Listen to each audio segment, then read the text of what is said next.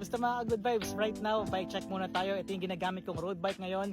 This is the Cannondale CAD 13. Okay, Cannondale CAD 13.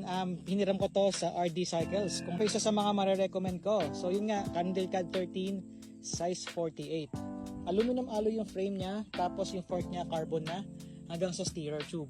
Pagdating sa drivetrain, ito maganda rito, ang wide ng range niya, 52 to 36 yung crankset, pero 11 to 34 tooth naman yung cassette.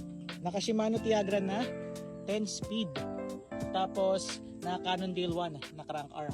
So ngayon ang ginamit ko muna yung mountain bike ko na pedal kasi binenta ko yung clipless pedals ko for road bike, kaya yan muna. Ganda rito sa frame na to, UCI approved na.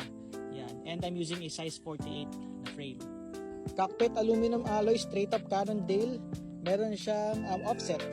Tapos proprietary naman yung seat post niya. Rim set made out of aluminum alloy. Tapos naka Vittoria Zafiro